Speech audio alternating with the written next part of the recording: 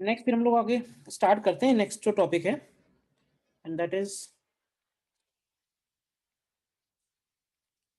Current, electricity.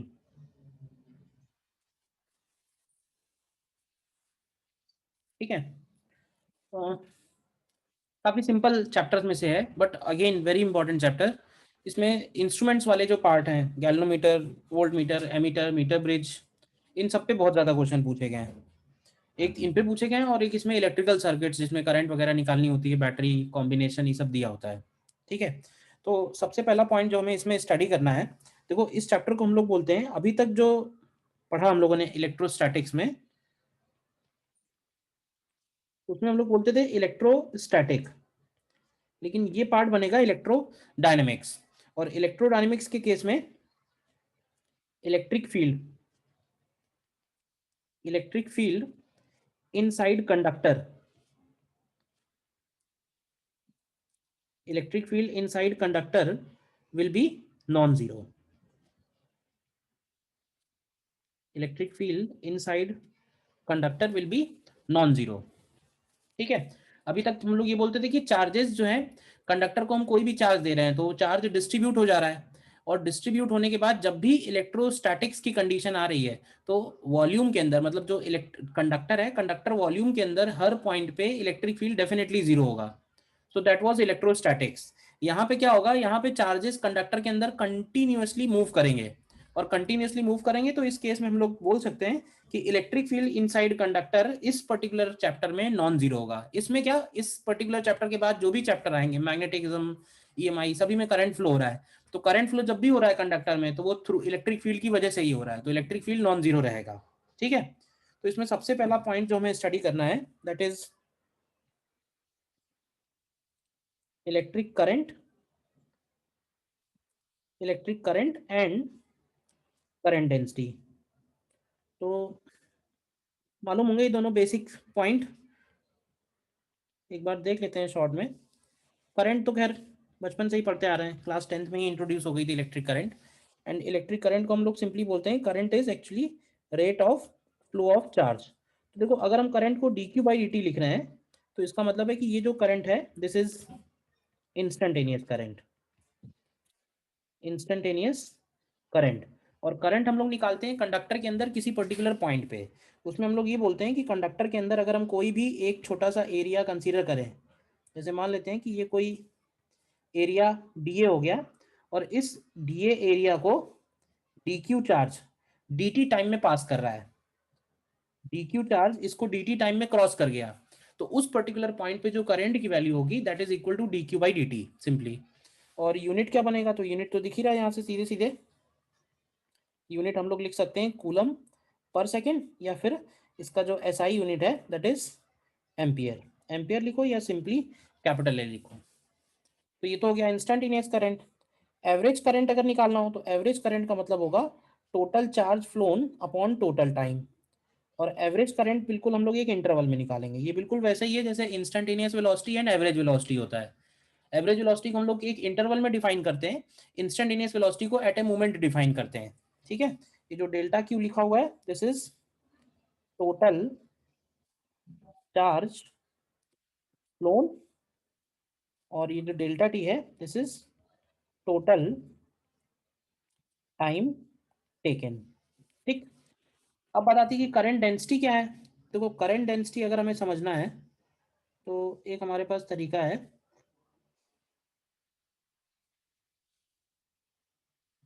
ऐसे imagine करो ये जो मैंने लाइंस बनाई हुई हैं, ये लाइंस करंट डेंसिटी वेक्टर को रिप्रेजेंट कर रही हैं। करंट डेंसिटी को अगर रफली बोले तो रफली ऐसे बोल सकते हैं करंट पर unit area is equal to current density. लेकिन है क्या कि करंट एक स्केलर क्वांटिटी है। करंट कैसी क्वांटिटी है, करंट स्केलर क्वांटिटी है। भाई करंट के अंदर डायरेक्शन भी है, करंट के अंदर मैग्नीट्यूड भी है, लेकिन फिर भी करंट स्केलर क्वांटिटी है। तो बताओ कि क्यों ऐसा है, कैसे ऐसा पॉसिबल है। सर क्योंकि वो इलेक्ट्रॉन्स के फ्लो ऑफ के रिस्पेक्ट में बताया जाता है। करंट के अंदर डायरेक्शन भी है और करंट के अंदर मैग्नीट्यूड भी है, लेकिन जो करंट का एडिशन है वो स्केलर है। भाई जैसे तीन वायर मैंने जोड़े हैं पॉइंट ओ पे, देखो ध्यान से, तो दो तरफ से करंट आ रही है 2 एम्पियर 3 एम्पियर, तो तीसरे साइड कितनी करंट जाएगी, तो तुम सिंपली बोलोगे 5 एम्पियर जाएगी। ये तो नहीं बोलोगे ना कि सर इनके बीच में एंगल बताओ पहले, क्यों भाई? तो इनका जो एडिशन है वो स्केलर है, तो करंट स्केलर क्वांटिटी है because it follows scalar addition. ठीक है, करंट को हम लोग स्केलर क्वांटिटी बोल रहे हैं क्योंकि करंट फॉलोज स्केलर एडिशन, लेकिन जो करंट डेंसिटी है वो एक वेक्टर क्वांटिटी है। अब देखो करंट डेंसिटी और करंट में क्या फर्क है, करंट डेंसिटी को हम सिंपली बोल सकते हैं करंट पर unit area is equal to current density, लेकिन ये करंट डेंसिटी का सिर्फ मैग्नीट्यूड आएगा इससे। अगर हम करंट डेंसिटी को प्रॉपरली समझना चाहते हैं कि भाई इसका वेक्टर क्या है, क्या डायरेक्शन है, तो इसके लिए मैं कहूंगा कि थोड़ा सा एक चैप्टर पीछे चलते हैं। फ्लक्स याद है तुम लोगों को, फ्लक्स जो हम लोगों ने पढ़ा था, क्यों भाई? Yes sir.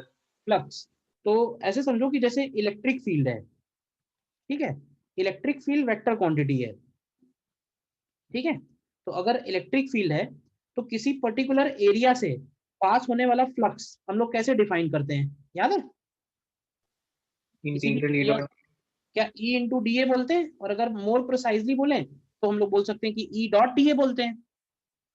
तो ऐसे समझो कि इलेक्ट्रिक फील्ड का काम करेगा करंट डेंसिटी और फ्लक्स का काम करेगा करंट, क्योंकि फ्लक्स स्केलर क्वांटिटी है, इलेक्ट्रिक फील्ड वेक्टर क्वांटिटी है।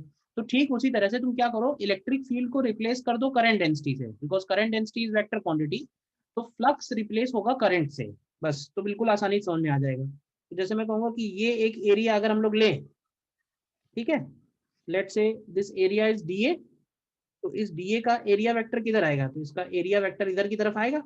तो क्या इस केस में इससे पास होने वाला करंट मैक्सिमम होगा, होगा ना? तो डी आई की वैल्यू मैक्सिमम होगी, कितनी होगी, तो इस बार सीधे सीधे जे इंटू डी हो जाएगी। लेकिन अगर किसी और एंगल पे हो एरिया तो क्या करेंगे? एरिया अगर किसी और एंगल पे है, करंट डेंसिटी के अलोंग नहीं है, तो हम लोग ये बोलेंगे कि जो एरिया वेक्टर है और जो करंट डेंसिटी है, इनके बीच में अगर वेक्टर, इन दोनों वेक्टर्स के बीच में एंगल अगर थीटा है, तो करंट डेंसिटी से हम लोग करंट निकालेंगे, current is equal to J dot D A. तो तुम्हें ध्यान ये रखना है that D I is equal to J dot D A, और ये बिल्कुल वही फॉर्मूला है जो हम लोगों ने फ्लक्स में देखा था। फ्लक्स को लिखा था E dot D A, current की वैल्यू होगी J dot D A, where J is current density. ठीक है, और खास बात ये भी है यहाँ पे कि जो करंट डेंसिटी का डायरेक्शन है, करंट डेंसिटी का डायरेक्शन इलेक्ट्रिक फील्ड के डायरेक्शन में ही होगा। मतलब हम करंट डेंसिटी कहाँ निकालेंगे, कंडक्टर के अंदर ही तो निकालेंगे, तो कंडक्टर के अंदर इलेक्ट्रिक फील्ड भी होगा, इलेक्ट्रिक फील्ड है तभी तो इलेक्ट्रॉन्स फ्लो हो रहे हैं, और इलेक्ट्रॉन्स फ्लो हो रहे हैं तभी करंट है। तो करंट का रीजन इलेक्ट्रिक फील्ड ही है, और करंट डेंसिटी का डायरेक्शन इलेक्ट्रिक फील्ड के डायरेक्शन में ही होगा हमेशा। बताओ, क्लियर इतनी बात? Yes sir. तो अगर हमें कभी किसी एरिया से टोटल करंट चाहिए हो, और अगर करंट डेंसिटी वेरिएबल है, तो हम इसी को इंटीग्रेट कर सकते हैं, और ये इंटीग्रेशन भी बिल्कुल वैसे ही होगा जैसे हम लोगों ने फ्लक्स निकाला था इलेक्ट्रिक फील्ड को इंटीग्रेट करके। देखो एक बार नोट कर लो।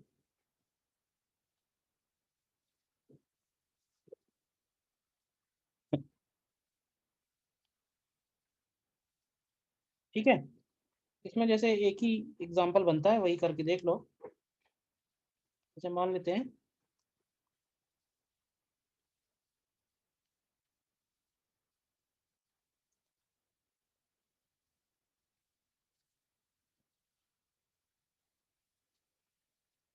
ये कैपिटल आर का ये एक कंडक्टर है, ठीक है, और इस कंडक्टर के एक्सिस से आर डिस्टेंस पे करंट डेंसिटी वेरिएबल दी हुई है। इसका करंट डेंसिटी दिया हुआ है J equal to J nought 1 minus small R by capital R, where J nought is a positive constant. तो हमें बताना है कि टोटल करंट इसमें से कितना फ्लो हो रही है, टोटल करंट की वैल्यू निकालनी है। निकाल सकते हो?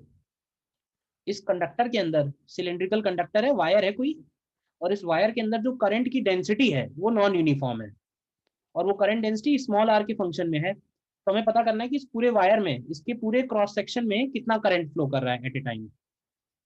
करोगे इसको? मैं वेट करूं? Yes sir.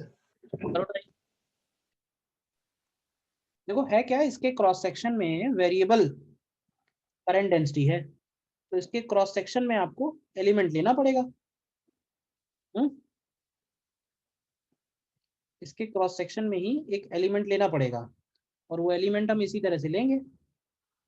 मान लेते हैं कि इसके आर रेडियस का एक डी आर थिकनेस का एलिमेंट लेंगे, तो इस एलिमेंट से पास होने वाला करंट कितना लिखोगे, तो वो लिखेंगे जे इंटू इस एलिमेंट का एरिया। तो जे की वैल्यू है J nought 1 minus small R by capital R, और एरिया कितना लिखेंगे, ये जो डिफरेंशियल रिंग है, तो इस डिफरेंशियल रिंग का एरिया बनेगा 2 पाई आर डी आर। तो करंट निकालने के लिए ये इंटीग्रेट हो जाएगा, तो इसमें से 2 पाई जे नॉट बाहर आ जाएगा, integral of R 1 minus R by capital R into D R from 0 to capital R. ये वैल्यू निकल के आएगी pi J naught R square upon 3। अरे भाई सबकी बताओ, बोलिए। ठीक है,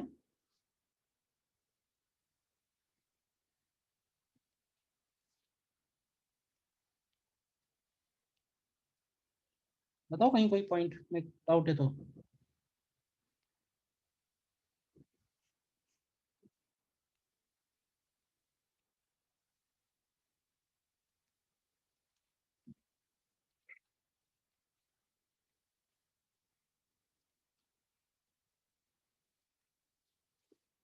ठीक है, नेक्स्ट पॉइंट, नेक्स्ट लाइन डालते हैं।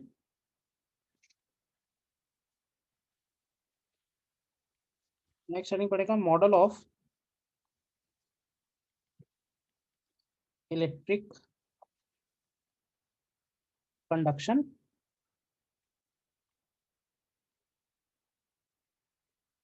मॉडल ऑफ इलेक्ट्रिक कंडक्शन, और इसमें हम लोग ड्रिफ्ट वेलोसिटी एंड करंट के बीच में क्या रिलेशन है वो स्टडी करेंगे। What is called drift velocity and what is its relation with the current flowing in the wire. देखो सबसे पहले एक बात ये समझना कि कंडक्टर के अंदर, जैसे हम कोई भी कंडक्टर लेंगे, ठीक है, अगर हमने इसमें कोई भी इलेक्ट्रिक फील्ड अप्लाई नहीं किया है, ध्यान से समझना, इलेक्ट्रिक फील्ड जीरो है, कंडक्टर है ये, तो इस कंडक्टर के अंदर कितने फ्री इलेक्ट्रॉन्स हैं, तो इसके अंदर फ्री इलेक्ट्रॉन्स की जो डेंसिटी होती है that is 10 to the power 26 पर मीटर क्यूब। इसको बोलते हैं हम लोग free electron density, this is called free electron density.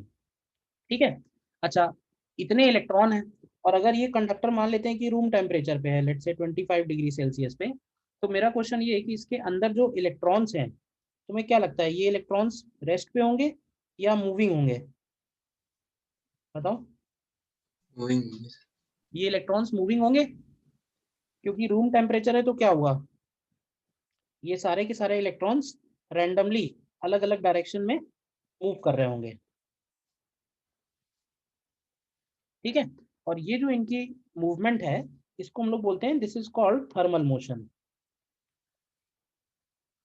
ठीक है, अब ये थर्मल मोशन होता है रैंडम डायरेक्शन में, तो अगर हम इनके थर्मल वेलोसिटी को का एवरेज लेंगे, अगर हम लोग मान लो ये एक बात कहें कि इलेक्ट्रॉन मूव कर रहे हैं, इलेक्ट्रॉन मूव कर रहे हैं तो करंट होना चाहिए, तो करंट होना चाहिए, तो हमने क्या किया, अगर हम एक कोई भी स्मॉल एरिया लेते हैं, ये पता करने के लिए कि इस स्मॉल एरिया से कोई चार्ज ऐसा है क्या जो इसको क्रॉस कर रहा हो, तो इलेक्ट्रॉन्स का नंबर इतना ज्यादा है और वेलोसिटी इतना रैंडमली डिस्ट्रीब्यूटेड है कि जितना इलेक्ट्रॉन लेफ्ट से राइट में क्रॉस करेगा, उतना ही इलेक्ट्रॉन राइट से लेफ्ट में भी क्रॉस कर जाएगा, ऑलमोस्ट ऑलमोस्ट, जिसकी वजह से इसके अंदर किसी भी पॉइंट पे करंट की वैल्यू जीरो आएगी। यानी अगर हमने कोई भी इलेक्ट्रिक फील्ड अप्लाई नहीं किया है तो करंट की वैल्यू जीरो होगी। ठीक है, किसी भी इलेक्ट्रॉन का जो पाथ होगा वो कैसा नजर आएगा, मेरे पास एक डायग्राम है इसके लिए।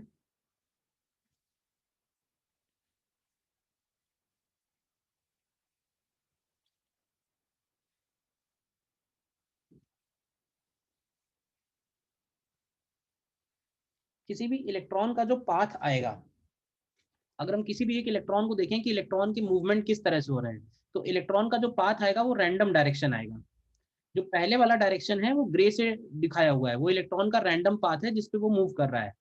लेकिन अगर हम इलेक्ट्रिक फील्ड लगाएंगे तो क्या होगा, तो इलेक्ट्रिक फील्ड लगाएंगे तो भी वो रैंडम पाथ में ही जाएगा, लेकिन ये है कि वो इलेक्ट्रिक फील्ड के अपोजिट थोड़ा सा ड्रिफ्ट कर जाएगा। तो ये जो थोड़ा सा डायरेक्शन शिफ्ट हो रहा है ना, इसी को हम लोग बोलते हैं ड्रिफ्ट मोशन ऑफ इलेक्ट्रॉन।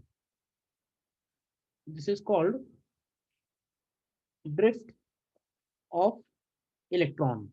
अब ऐसे समझो कि अगर कंडक्टर के अंदर सारे इलेक्ट्रॉन्स थोड़ा थोड़ा ड्रिफ्ट कर गए, जब सारे इलेक्ट्रॉन ड्रिफ्ट करेंगे तो हम बोल सकते हैं कि उस ड्रिफ्ट मोशन की वजह से कुछ करंट निकल के आएगा, ठीक है ना। तो उसी वेलोसिटी को, वो जो एवरेज वेलोसिटी है, उसको हम लोग बोलते हैं ड्रिफ्ट वेलोसिटी। वो जो एवरेज वेलोसिटी निकल के आएगी उसी को हम लोग बोलते हैं ड्रिफ्ट वेलोसिटी, ठीक है ना। इसमें एक बात बस ध्यान रखना, एक तो जो डायरेक्शन बनाया हुआ है वो नोट कर लो। इसमें हम बोलेंगे कि due to collisions of electrons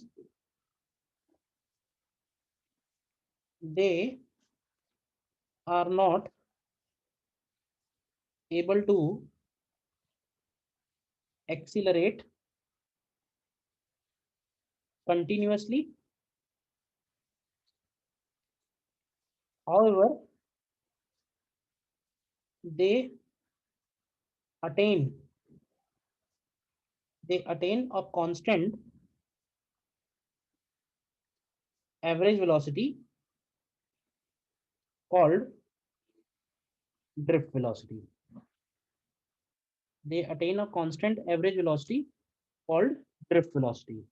और ड्रिफ्ट वेलोसिटी का एक्सप्रेशन आपको ध्यान रखना है, ये एक्सप्रेशन आता है माइनस ई ई अपॉन माइनस ई टाउ अपॉन एम, माइनस ई टाउ अपॉन एम, ठीक है। जिसमें से कैपिटल ई तो इलेक्ट्रिक फील्ड हो गया, स्मॉल ई का चार्ज हो गया, एम जो है ये बनेगा मास ऑफ इलेक्ट्रॉन, और ये जो टाउ है, दिस टाउ इज कॉल्ड, इसको बोलते हैं हम लोग मीन फ्री टाइम। जैसे हम लोगों ने वो निकाला था मीन फ्री पाथ मॉलिक्यूल्स के लिए, तो मैं याद है नहीं याद है, तो उसमें भी हम लोगों ने मीन फ्री टाइम निकाला था। मीन फ्री टाइम वो टाइम था कि दो कोलिजन्स के बीच में जो उसको टाइम लग रहा है, मतलब एक कोलिजन हुआ और दूसरा कोलिजन हुआ, तो उसके बीच का जो टाइम है that is called mean free time, जिसको हम लोग रिलैक्सेशन टाइम भी बोलते हैं, रिलैक्सेशन टाइम। तो ये इसका ड्रिफ्ट वेलोसिटी का एक्सप्रेशन निकल के आएगा, पहला जो आपको ध्यान रखना है, ठीक है। मेन बात यहाँ क्या समझने वाली है, मेन बात यहाँ ये समझने वाली है कि इलेक्ट्रिक फील्ड जब हम लोग अप्लाई करते हैं तो इसका ये मतलब नहीं होता है कि सारे इलेक्ट्रॉन इलेक्ट्रिक फील्ड के अपोजिट सीधा सीधा चलने लगते हैं, वो इलेक्ट्रॉन सीधा सीधा चल ही नहीं रहे हैं। एक्चुअली क्या हो रहा है कि थर्मल मोशन हो रहा है, तो थर्मल मोशन की वजह से वो एक ही जगह टकरा के वहीं की वहीं बने हुए हैं। हाँ, लेकिन जब इलेक्ट्रिक फील्ड अप्लाई कर रहे हैं तो वो थोड़ा थोड़ा शिफ्ट हो जा रहे हैं, तो उनके जो थोड़ा थोड़ा शिफ्ट होने से जो वेलोसिटी आ रही है उसी को हम लोग बोल रहे हैं ड्रिफ्ट वेलोसिटी, और उस थोड़े शिफ्ट होने की वजह से ही उसमें करंट डेवलप हो रहा है। रैंडम मोशन तो बहुत तेजी से हो रहा है, थर्मल मोशन में क्या होता है, थर्मल मोशन का जो ऑर्डर होता है वो होता है समझ लो 10⁶ मीटर पर सेकेंड, मतलब जो थर्मल वेलोसिटी है। लेकिन ये जो ड्रिफ्ट वेलोसिटी निकल के आएगी, ये निकल के आएगी 10⁻³ मीटर पर सेकेंड के ऑर्डर की, मतलब इलेक्ट्रॉन्स का जो थर्मल वेलोसिटी है वो 10⁻⁶ के ऑर्डर का है, लेकिन जो ड्रिफ्ट वेलोसिटी निकल के आ रही है वो बहुत कम निकल के आ रही है। क्यों? क्योंकि कोलिजन हो रहे हैं। अगर कोलिजन नहीं होते तो इलेक्ट्रॉन की वेलोसिटी कंटिन्यूअसली बढ़ती जाती है, जबकि ऐसा होता नहीं है। कंडक्टर में अगर हम इलेक्ट्रिक फील्ड अप्लाई करते हैं तो कांस्टेंट करंट मिलती है, वेरिएबल करंट नहीं मिलती है। तो वेरिएबल करंट क्यों नहीं मिल रही? क्योंकि इलेक्ट्रॉन्स कोलाइड कर रहे हैं, उनके कोलिजन की वजह से वो कंटिन्यूअसली एक्सीलरेट नहीं हो पा रहे हैं। ये जो लाइन मैंने लिखी है बस देखो एक बार नोट करो, बताओ कोई डाउट है तो, ठीक है ना। और यही रीजन है रेजिस्टेंस ऑफ अ कंडक्टर का, ठीक है ना, यही रीजन है रेजिस्टेंस ऑफ अ कंडक्टर।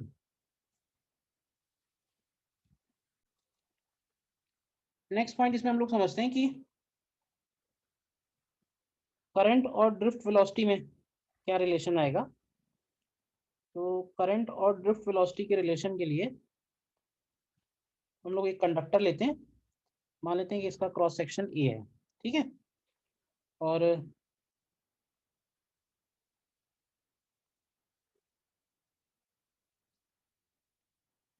ऐसे मान के चलो कि ये है सेक्शन एक्स और ये है सेक्शन वाई, ठीक है। अब इसमें करंट अगर लेफ्ट साइड में है, सपोज आई करंट, तो क्या जो इलेक्ट्रॉन्स का फ्लो है, इलेक्ट्रॉन्स का फ्लो कौन सी डायरेक्शन में होगा? करंट अगर हम लोगों ने लेफ्ट साइड में एज्यूम किया है, तो इलेक्ट्रॉन्स एक्चुअली कहाँ फ्लो कर रहे होंगे? इलेक्ट्रॉन्स की वेलोसिटी किधर होगी? सर राइट में।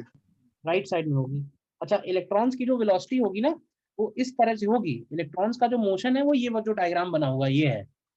अब लेकिन हमें जो काम है, हमें तो इसी से काम है ना कि इलेक्ट्रॉन शिफ्ट कितना हो रहे हैं, क्योंकि करंट तो उसी की वजह से पैदा हो रही है। तो अब ऐसे समझो कि हमने अगर केवल इनका ड्रिफ्ट वेलोसिटी निकाल दें कि इलेक्ट्रॉन ड्रिफ्ट वेलोसिटी से आगे बढ़ रहे हैं, तो ऐसे बोल सकते हैं कि 1 सेकंड के अंदर ये इलेक्ट्रॉन यहाँ से लेके यहाँ तक कितना डिस्टेंस ट्रेवल कर लेंगे? वीडी के बराबर डिस्टेंस ट्रेवल कर लेंगे, ये बताओ। और यस अगर सर। इलेक्ट्रॉन्स की डेंसिटी n है, तो नंबर ऑफ इलेक्ट्रॉन्स कितने आएंगे इस वॉल्यूम में? तो देखो वॉल्यूम में इलेक्ट्रॉन्स का नंबर हो जाएगा a इंटू वी डी, हो गया वॉल्यूम, और इंटू n कर देंगे तो इलेक्ट्रॉन्स का नंबर आ जाएगा, और इंटू ई कर दें अगर हम लोग, तो ये चार्ज आ जाएगा, और यही जो है ये करंट बन जाएगा। Current is basically what? Charge flowing per second, total charge flowing per second. इस वॉल्यूम में जितने भी इलेक्ट्रॉन्स होंगे वो अगले 1 सेकंड में वाई में पहुंच जाएंगे। तो कितना वॉल्यूम ट्रेवल किया उन्होंने, उस वॉल्यूम में कितने इलेक्ट्रॉन्स हैं, उन इलेक्ट्रॉन्स का टोटल चार्ज क्या है, तो वो सब मल्टीप्लाई कर दिया तो करंट के इक्वल आ गया। तो ये एक फॉर्मूला है जो आप ध्यान रख सकते हो, I is equal to A V D N E. या अगर हम लोग इसको ऐसे लिखें, I upon A is equal to V D N E, तो ये बन जाएगा यहाँ से J is equal to V D N E. देख लो, चाहे जैसे लिखो, याद रखना, ठीक है। और इसी J equal to V D N E में अगर हम लोग वी डी के वैल्यू रख दें, देखो क्या मिलेगा। तो J equal to E E tau, E tau upon M, E tau upon M V D N E. तो देखो ये क्या आएगा, ये आएगा N E square tau upon capital M times E. तो ये जो कांस्टेंट आ रहा है इसको हम लोग सिग्मा बोलते हैं, this is called conductivity, this is called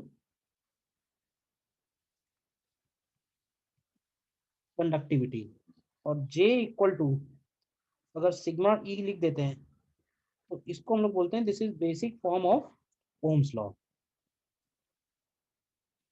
this is called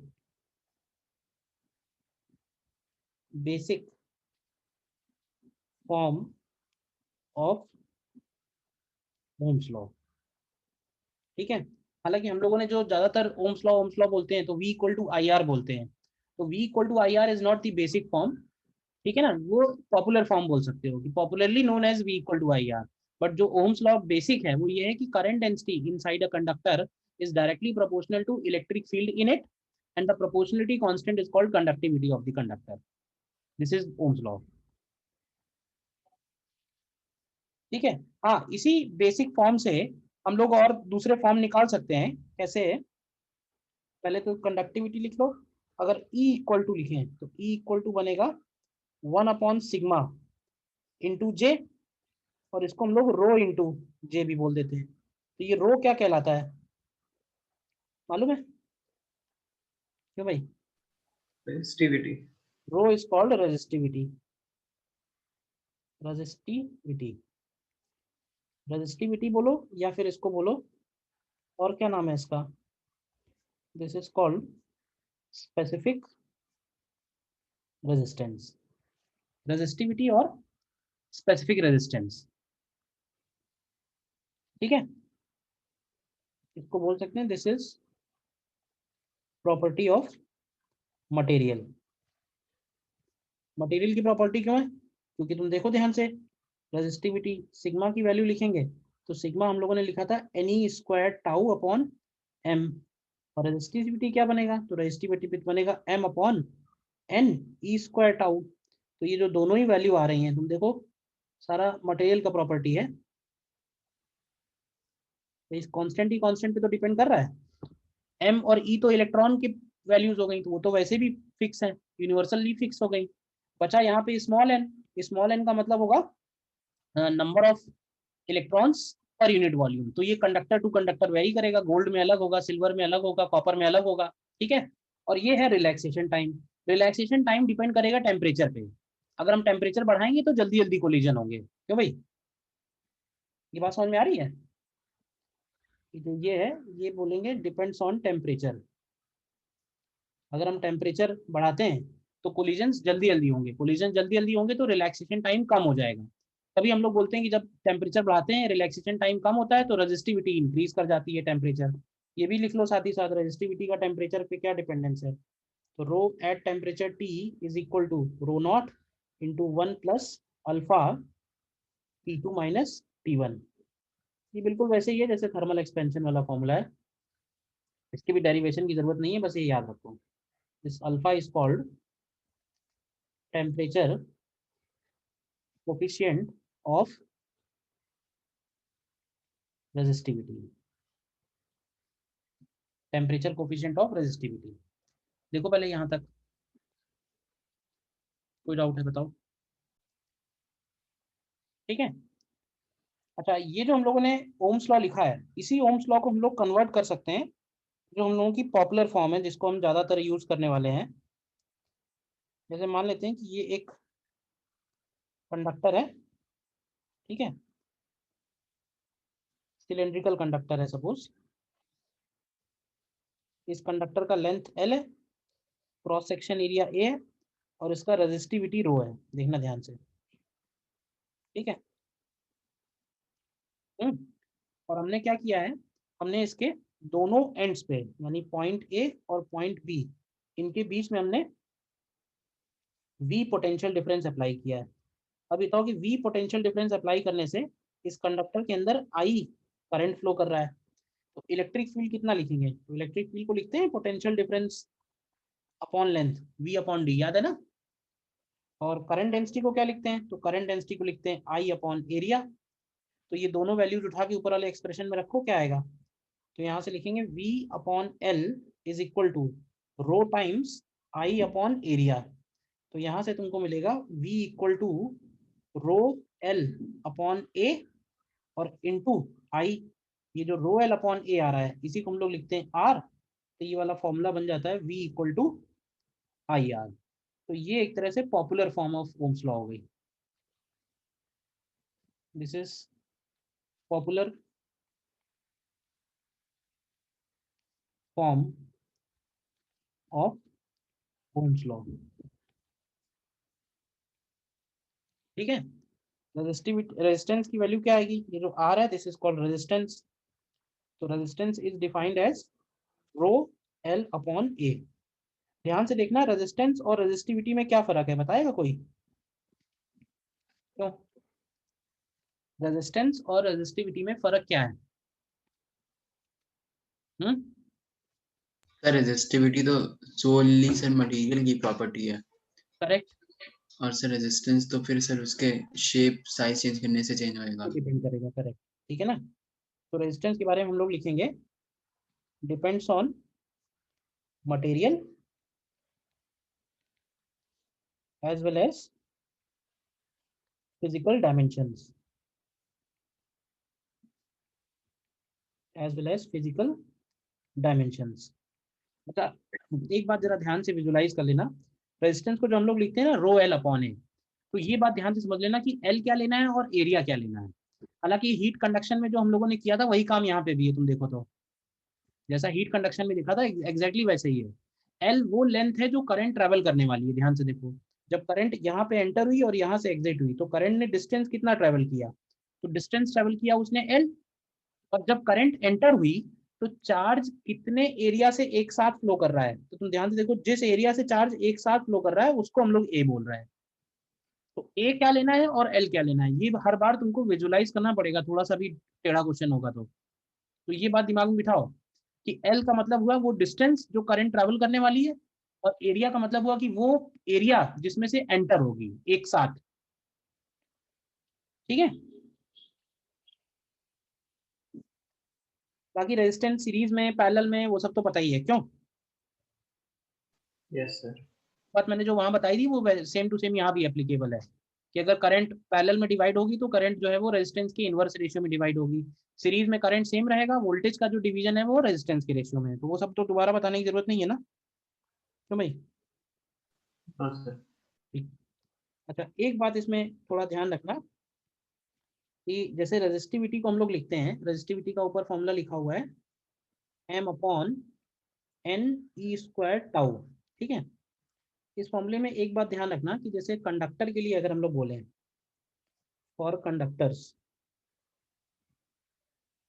conductors के लिए अगर हम लोग टेम्परेचर बढ़ाते हैं, ध्यान से समझना, अगर टेम्परेचर बढ़ाते हैं तो n की वैल्यू नहीं चेंज होती है। ठीक है, और टाउ की वैल्यू डिक्रीज होती है। तो जब टाउ डिक्रीज होगा तो रेजिस्टिविटी इंक्रीज होगी। बताओ, ये लाइन समझने में कोई प्रॉब्लम? कंडक्टर के लिए अगर हम लोग टेम्परेचर बढ़ाते हैं तो नंबर ऑफ फ्री इलेक्ट्रॉन्स नहीं बढ़ते हैं, क्योंकि कंडक्टर में already number of free electrons बहुत हाई है। तो थोड़ा बहुत टेम्परेचर इंक्रीज करने से कुछ भी फर्क नहीं पड़ने वाला है, ऑलरेडी वो कंडक्शन बैंड में है। तो number of free electrons temperature increase करने पे चेंज नहीं होंगे। हाँ, उनके थर्मल कोलिजन्स की फ्रीक्वेंसी जरूर बढ़ जाएगी, जिसकी वजह से टाउ डिक्रीज होगा। अभी इस फॉर्मूले में टाउ डिक्रीज होगा तो रेजिस्टिविटी की वैल्यू इंक्रीज हो जाएगी। तो टेम्परेचर बढ़ाने पर रेजिस्टिविटी बढ़ती है फॉर कंडक्टर्स, लेकिन फॉर सेमी कंडक्टर्स अगर हम यही फॉर्मूला सेमी कंडक्टर्स के लिए लगा के सेमी कंडक्टर्स की रेजिस्टिविटी के बारे में कमेंट करना चाहें, तो टेम्परेचर अगर हम इंक्रीज करते हैं तो सेमी कंडक्टर के केस में number of free charge carriers, जिनको हम लोग इलेक्ट्रॉन्स और होल्स बोलते हैं, तो वो free charge carriers temperature increase करने पे बढ़ जाते हैं।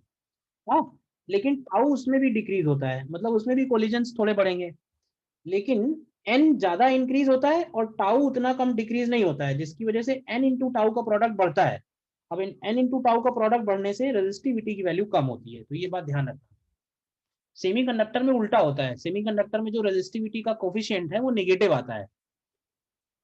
ठीक है ना, इसके लिए अल्फा पॉजिटिव है ऊपर जो फॉर्मूला लिखा हुआ है, लेकिन सेमीकंडक्टर्स के लिए अल्फा नेगेटिव है। तो अगर कहीं कोई एक्सप्लेन करने के लिए पूछेगा तो क्यों ऐसा है, तो इसका रीजन एन में छुपा हुआ है।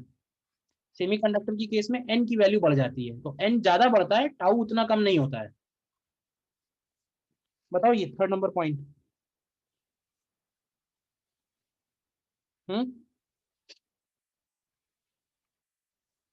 थर्ड नंबर पॉइंट क्लियर है? Yes, sir. ठीक है, और एक पॉइंट और इसमें ध्यान रखना है। ठीक है, that is colour coding of resistances. ठीक है, अभी क्या है, जैसे मार्केट में आप रेजिस्टेंस खरीदने जाओ तो रेजिस्टेंस वो जो दुकानदार है वो आपको वैल्यूज के हिसाब से रेजिस्टेंस नहीं दे पाएगा। वो तो क्या करेगा, बहुत सारे रेजिस्टेंस तुम्हें दे देगा, बोलेगा तुम्हें जो चाहिए उसमें से छांट लो। अब तुम अगर रेजिस्टेंस को देखोगे तो रेजिस्टेंस को देखा है, कभी देखा ही होगा लैब वैब में तो कहीं ना कहीं। हम्म, तो रेजिस्टेंस के ऊपर वैल्यू कहीं नहीं लिखी होती है। हाँ, उस रेजिस्टेंस के ऊपर कुछ कोडिंग जरूर होती है, जिसको हम लोग बोलते हैं कलर कोडिंग। ठीक है, और उस कलर कोडिंग से ही हम उस रेजिस्टेंस की वैल्यू निकालते हैं। खास बात ये है। ठीक है, तो अब कलर कोडिंग क्या है कि अभी पुराना तरीका अलग है, नए और आ गए हैं, सही नई नई बातें और आ गई हैं। बट फिलहाल जो एनसीईआरटी में दिया हुआ है वो सिर्फ ये पहला वाला दिया हुआ है केस। तो तुम ये पहले वाले केस पे जरा खास ध्यान रखना। ये जो पहला वाला डायग्राम बना हुआ है तुम्हें इस पे ध्यान रखना है। पहला वाला डायग्राम 4 बैंड कलर कोडिंग के लिए है। तो रेजिस्टेंस जो होगा मार्केट में वो इसी तरह का मिलेगा देखने का। तो उसमें तुम्हें कुछ बैंड्स नजर आएंगे कलर कोडिंग के। अब क्या है कि हर एक बैंड का एक वैल्यू है और उससे हम उसका वैल्यू लिख पाते हैं। तो वो तुमको याद रखना है। तो वो कैसे याद रखोगे, याद किया होगा पहले, कभी नहीं किया है? हम्म, ये देखो ध्यान। Yeah. ये डिजिट सब सेम है, black, brown, red, orange, yellow, green, blue, violet, grey, white, ठीक है ना। तो इसको ऐसे याद रख सकते हैं, B B Roy, Great Britain, very good wife. मैंने तो ऐसे याद किया हुआ है, B B Roy, Great Britain and very good wife. तो ये 0 से लेके स्टार्ट होके 9 तक गए हैं, देख लो। पर ध्यान रखना, बी बी बी 3 जगह आ रहा है, तो पहला वाला बी जो है वो ब्लैक है, दूसरा वाला बी जो है वो ब्राउन है, और तीसरा वाला बी जो है वो ब्लू है, ठीक है ना। और जी भी 2 जगह आ रहे हैं, तो पहले ग्रीन है फिर ग्रे है। अब जैसे पहला वाला देखो, ये जैसे ब्राउन है, देखो, तो ब्राउन का मतलब कितनी डिजिट हो गई, पहले वाला जो 2 है ये फर्स्ट डिजिट सेकंड डिजिट हो गई, और ये जो थर्ड वाला है ना, थर्ड वाला ध्यान से देखो, ये मल्टीप्लायर है। मल्टीप्लायर का मतलब हुआ कि 10 की पावर कितना होगा, 10 की पावर 1 लेंगे, 10 की पावर 2 लेंगे, कितना लेंगे। तो यहाँ भी इसी तरह का है कि ब्लैक के लिए 1 है, ठीक है, ब्राउन, रेड, यही वाली सेम सीरीज चलेगी, ध्यान से देख लो। मतलब ये जो सीक्वेंस लिखी हुई है उसमें याद तुमको ये रखना है सीधे सीधे, black, brown, red, orange, yellow, green, blue, violet, grey and white, ठीक है। Black 0, brown 1, 2, 3, 4, 5, 6, 7, 8 and 9। And multiplier का मतलब है 10 पावर 0, 10 पावर 1, 10 पावर 2, 10 पावर 3, इस तरह से ये पूरी है अप टू 10 पावर 9। पहला 2 जो बैंड है, हम केवल 4 बैंड कलर रजिस्टर के लिए लिख रहे हैं, नोट कर लेना कॉपी में, 5 बैंड और 6 बैंड भी, बट एनसीईआरटी में 4 बैंड दिया हुआ है सिर्फ। तो पहले दोनों जो है वो डिजिट्स हैं, फर्स्ट डिजिट सेकंड डिजिट, और जो थर्ड वाला बैंड है वो है उसका मल्टीप्लायर 10 टू दी पावर। और लास्ट में थोड़ा दूर जो एक बैंड बना हुआ है, वो उसका एक तरह से टॉलरेंस बताता है कि टॉलरेंस कितना है। टॉलरेंस मतलब कि वो जो वैल्यू है उसमें कितना एरर पॉसिबल है। तो अगर सिल्वर कलर की कोडिंग है तो 10% का एरर है, गोल्ड है तो 5% है। कई बार होता है नो कलर, वो नहीं दिया है ना इसमें, इसी टॉलरेंस में कई बार होता है नो कलर।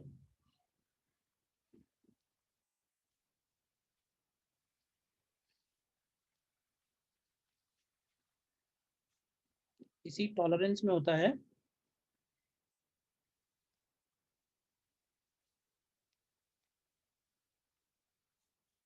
No colour. तो अगर टॉलरेंस में नो कलर है तो नो कलर का मतलब होगा 20% है, तो सिल्वर, गोल्ड और 20%, देख लो। ध्यान रहेगा, इसकी डायरेक्ट क्वेश्चन आए हुए हैं, तो मतलब ये तो क्वेश्चन गलत होना ही नहीं चाहिए, सीधा सीधा ये है।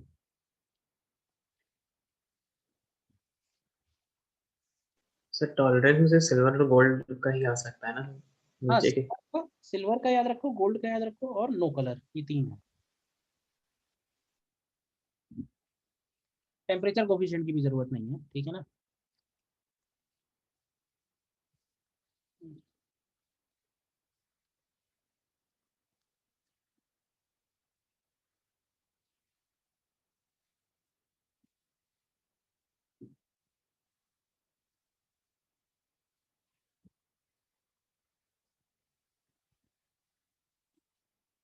ठीक है, देखो इसका स्क्रीनशॉट ले लो, फिर नोट कर लेना जितना काम का है।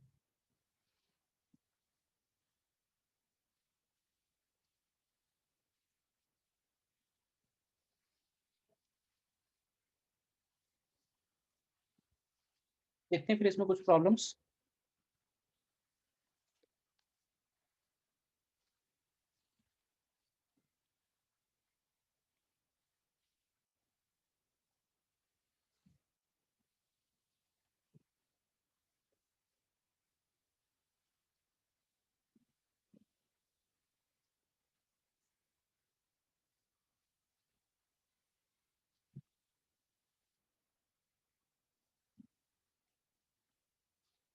ठीक है, ये सपोज एक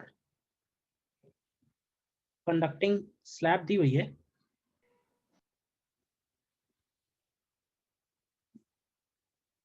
ठीक है, और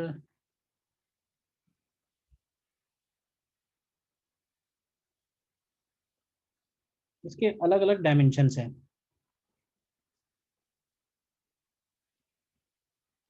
रो इसका रेजिस्टिविटी है, इधर का साइड ए है, ये वाला साइड बी है, और ये वाला साइड सी है। तो एक टर्मिनल इसमें ये निकले हुए हैं,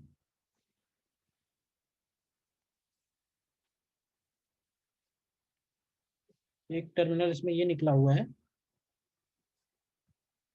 टर्मिनल ए एंड बी, और एक टर्मिनल इसमें ऊपर निकले हुए हैं, टर्मिनल सी एंड डी। तो हमें इसका रेजिस्टेंस फाइंड करना है, what is resistance between A and B and what is resistance between C and D. बता सकते हो जल्दी से? What is resistance between A and B, what is resistance between C and D.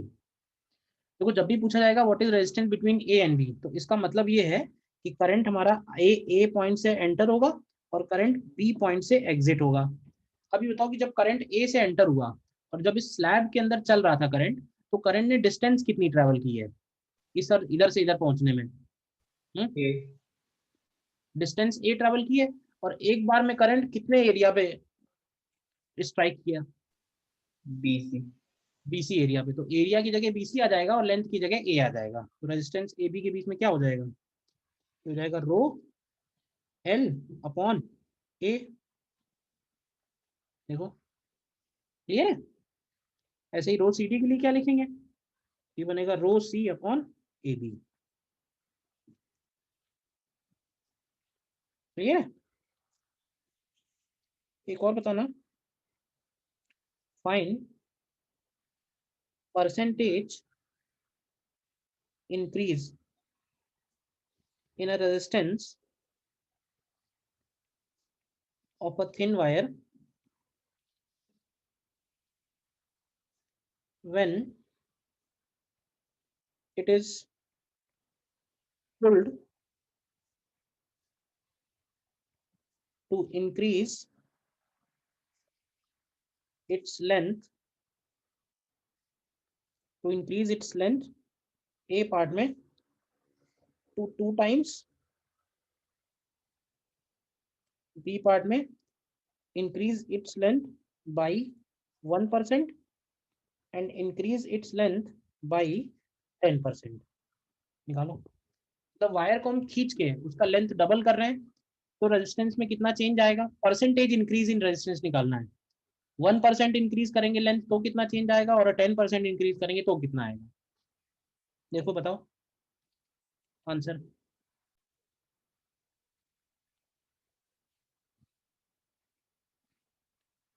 देखो इसमें अगर हम लेंथ डबल कर रहे हैं तो इसको ऐसे समझो कि अगर हम वॉल्यूम कांस्टेंट करें, L इंटू ए अगर कांस्टेंट है, ठीक है, और L को हम 2L कर रहे हैं, तो इसका मतलब एरिया की वैल्यू A/2 हो जाएगी। तो इसका मतलब रेजिस्टेंस जो है R से 4R हो जाएगा। तो 4R होने का मतलब है इंक्रीज कितना हुआ? तो 300% इंक्रीज बना, ठीक है ना। बी पार्ट में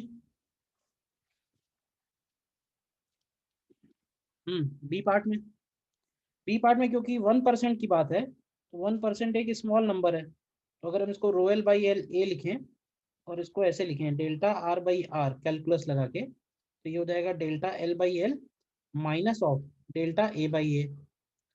और अगर हमारे पास दूसरा एक्सप्रेशन है L into A is equal to constant, तो यहाँ से लिख सकते हैं कि delta L by L plus delta A by A is equal to 0। तो डेल्टा ए बाई ए की वैल्यू क्या लिख देंगे? तो डेल्टा ए बाई ए की value delta L by L minus sign के साथ हो जाएगी, तो ये 2 times delta L by L आ जाएगा, यानी कि 2% इंक्रीज डायरेक्ट आ जाएगा। लेकिन अगर 10% है तो हम ये मेथड नहीं लगा सकते हैं, क्योंकि 10% थोड़ा सब्सटेंशियल चेंज हुआ तो कैलकुलस नहीं लगेगा। तो उस केस में क्या होगा? तो इस केस में एल की वैल्यू 1.1 एल है, एरिया की वैल्यू ए अपॉन 1.1 हो जाएगी।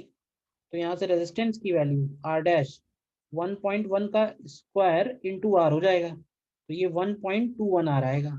तो 1.21 आर का मतलब हुआ 21% इंक्रीज। बोलिए। ठीक है, बताओ।